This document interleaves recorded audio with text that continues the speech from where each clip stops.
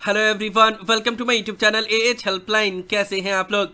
इस वीडियो में हम लोग बात करेंगे जुलाई 2023 सेशन के री रजिस्ट्रेशन करने के बारे में। जुलाई 2023 सेशन के लिए री रजिस्ट्रेशन करने का प्रोसेस कब स्टार्ट किया जाएगा, जुलाई 2023 सेशन में री रजिस्ट्रेशन करने के लिए कौन कौन से स्टूडेंट एलिजिबल हैं, कौन से स्टूडेंट एलिजिबल नहीं हैं, इसके बारे में हम इस वीडियो में बात करेंगे। साथ ही साथ री रजिस्ट्रेशन होता क्या है और ये क्यों कंपलसरी है कि आपको करवाना ही होगा, इन सब के बारे में हम लोग इस वीडियो में डिटेल में बात करेंगे। आप लोग वीडियो को ध्यान से और कंप्लीट जरूर देख लीजिएगा। एएच हेल्पलाइन चैनल पे फर्स्ट टाइम आए हैं, इग्नू के स्टूडेंट हो तो हर एक ट्रस्टेड एंड ऑथेंटिक इन्फॉर्मेशन पाने के लिए चैनल को जरूर सब्सक्राइब कर लेना।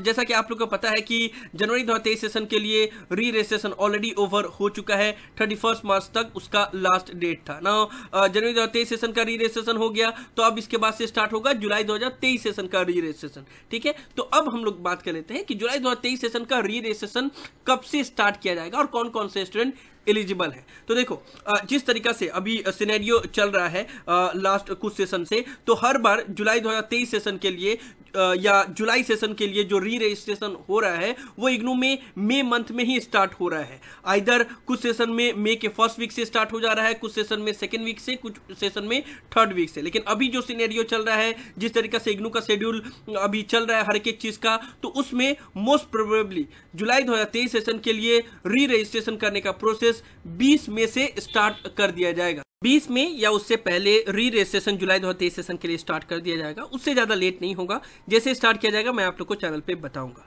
ओके, नाउ अब हम लोग जान लेते हैं कि री रजिस्ट्रेशन का मतलब होता क्या है, क्योंकि जितने भी न्यू स्टूडेंट है इग्नू में उनको री रजिस्ट्रेशन वर्ड को लेकर काफ़ी कंफ्यूजन होता है कि आखिर ये री रजिस्ट्रेशन होता क्या है। देखो, मैं आपको सिंपल शब्दों में बताना चाहूँगा। री रजिस्ट्रेशन मतलब होता है नेक्स्ट ईयर में एडमिशन लेना। आपने पहली बार जब इग्नू में एडमिशन लिया होगा तो फर्स्ट ईयर में एडमिशन लिया होगा, तो उस टाइम पे आपने रजिस्ट्रेशन किया था। नेक्स्ट ईयर में एडमिशन को री रजिस्ट्रेशन बोला जाता है, एज सिंपल एज दैट। यहाँ पे बस एक ही चीज है कि बाकी अदर यूनिवर्सिटी में आप नेक्स्ट ईयर में तब एडमिशन लेते हो जब आप पास हो जाते हो तब, लेकिन इग्नू में री रजिस्ट्रेशन या नेक्स्ट ईयर में एडमिशन का पास होने या फेल होने से कोई मतलब नहीं होता है। आप चाहे पास हो या फेल हो, हर साल के बाद, एक साल के बाद आप नेक्स्ट ईयर में ऑटोमेटिकली चले जाते हो। उसके लिए ही आपको री रजिस्ट्रेशन करना होता है। ठीक है, तो बात आप लोग को समझ में आ गया कि री रजिस्ट्रेशन मतलब होता है नेक्स्ट ईयर में एडमिशन लेना। बाकी अदर यूनिवर्सिटी में आपको पास हो के नेक्स्ट ईयर में एडमिशन मिलता है, लेकिन इग्नू में आप चाहे पास हो या फेल हो उससे मतलब नहीं होता है। आप का जैसे ही एक ईयर कंप्लीट होता है तो आप नेक्स्ट सेशन में एडमिशन ले लेते हो, और सेमेस्टर साइकिल का जैसे ही एक सेमेस्टर कंप्लीट होता है तो नेक्स्ट सेमेस्टर में वो एडमिशन लेने के लिए एलिजिबल हो जाते हैं एंड उनको उसके लिए री रजिस्ट्रेशन करना होता है। तो आप लोग को री रजिस्ट्रेशन समझ में आ गया ना। अब हम लोग बात कर लेते हैं कि जुलाई 2023 सेशन में जो री रजिस्ट्रेशन स्टार्ट होने वाला है मई मंथ में, उसमें कौन कौन से स्टूडेंट एलिजिबल हैं एंड कौन कौन से स्टूडेंट एलिजिबल नहीं है। इसको ध्यान से समझ लीजिएगा। वो सभी स्टूडेंट जिन्होंने इग्नू के किसी भी बैचलर डिग्री या मास्टर डिग्री के ईयरली बेस प्रोग्राम में जुलाई 2022 सेशन में न्यू एडमिशन लिया है, वो लोग जुलाई 2023 सेशन के लिए री रजिस्ट्रेशन करने के लिए एलिजिबल होंगे, यानी कि सेकेंड ईयर में एडमिशन लेने के लिए वो लोग एलिजिबल होंगे। कौन कौन सा है yearly base programme bachelor degree and master degree में, जैसे BA जी, BCom जी, BSc जी, BA ऑनर्स, ये सभी जितने भी प्रोग्राम है जो कि ईयरली बेस प्रोग्राम है, अगर इसमें आपने जुलाई 2022 सेशन में एडमिशन लिया है तो फिर आपको जुलाई 2023 सेशन में सेकेंड ईयर के लिए री रजिस्ट्रेशन करना होगा और आप एलिजिबल होंगे। साथ ही साथ अगर आप मास्टर डिग्री में एडमिशन लिए हो तो MEG, MPS, MEC ये सभी ईयरली बेस्ड प्रोग्राम है। तो अगर आपने जुलाई 2022 सेशन में एडमिशन लिया है तो आपको जुलाई 2023 सेशन में सेकेंड ईयर में री रजिस्ट्रेशन करना होगा ना। कुछ स्टूडेंट के माइंड में ये भी क्वेश्चन आ सकता है कि हमने जुलाई 2022 सेशन में अगर न्यू एडमिशन लिया तो हमारा फर्स्ट ईयर का एग्जाम ही होगा जून 2023 में, तो फिर मई मंथ में अगर री रजिस्ट्रेशन स्टार्ट हुआ तो एग्जाम स्टार्ट होने से पहले हम सेकेंड ईयर में कैसे जा सकते हैं। तो यही होता है इग्नू में, जिसको लेकर स्टूडेंट को कंफ्यूजन होता है कि इग्नू में कैरी फॉरवर्ड सिस्टम होता है and re registration exam start होने से पहले ही आपका स्टार्ट हो जाता है, यानी कि आप पास हो या फेल उससे मतलब नहीं होता है। जैसे आपका एक साल का सेशन कंप्लीट हुआ तो आप नेक्स्ट ईयर में एडमिशन लेने के लिए एलिजिबल हो जाते हो। तो आपने जुलाई 2022 सेशन में एडमिशन लिया है तो फिर आप जुलाई 2023 सेशन में री रजिस्ट्रेशन करने के लिए एलिजिबल हो जाओगे, अगर आपने yearly base bachelor degree and master degree में एडमिशन लिया है तो। समझ में आया?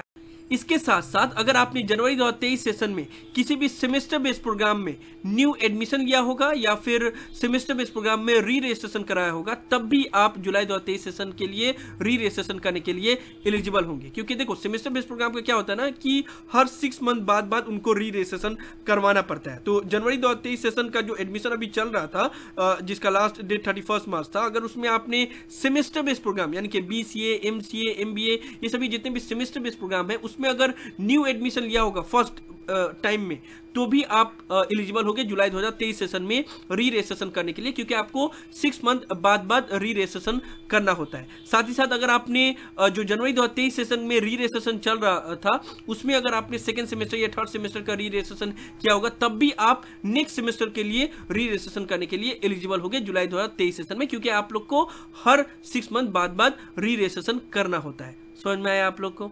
नाउ उसके साथ साथ में जुलाई 2022 सेशन में यानी कि पिछले साल जो भी री रजिस्ट्रेशन हो रहा था, तो उसमें जो भी स्टूडेंट ने सेकेंड ईयर में री रजिस्ट्रेशन किया होगा तो वो लोग अब थर्ड ईयर में री रजिस्ट्रेशन करने के लिए एलिजिबल होंगे। ठीक है, और ये चीज सिर्फ बैचलर डिग्री के लिए ही एप्लीकेबल है, क्योंकि मास्टर डिग्री को तो सिर्फ एक ही बार री रजिस्ट्रेशन करना होता है, क्योंकि उनका 2 साल का प्रोग्राम होता है। तो पहली बार उन्होंने एडमिशन लिया, दूसरी बार वो री रजिस्ट्रेशन करेंगे। लेकिन बैचलर डिग्री में क्या होता है कि पहली बार उन्होंने एडमिशन लिया, फिर दूसरी बार सेकेंड ईयर के लिए री रजिस्ट्रेशन करेंगे, फिर थर्ड ईयर के लिए री रजिस्ट्रेशन करेंगे। समझ में आप लोग को? तो जुलाई 2022 सेशन में अगर आपने सेकेंड ईयर के लिए री रजिस्ट्रेशन किया होगा तो फिर अभी थर्ड ईयर के लिए आपको जुलाई 2023 सेशन में री रजिस्ट्रेशन करना होगा। और वो सभी जितने भी बैचलर डिग्री के प्रोग्राम है, चाहे BAG हो, BCom हो, BSc हो, BA ऑनर्स हो, BA BCom BSc हो, BTS BSW, ये सभी ईयरली बेस्ड प्रोग्राम है। तो इसमें अगर आपने जुलाई 2022 सेशन में री रजिस्ट्रेशन किया होगा सेकेंड ईयर के लिए, तो अभी आपको थर्ड ईयर के लिए री रजिस्ट्रेशन करना पड़ेगा। ओके, अच्छा, यहाँ पे एक चीज आप लोग याद रखिएगा कि जो भी सर्टिफिकेट बेस्ड प्रोग्राम है या फिर डिप्लोमा बेस्ड प्रोग्राम है जिनका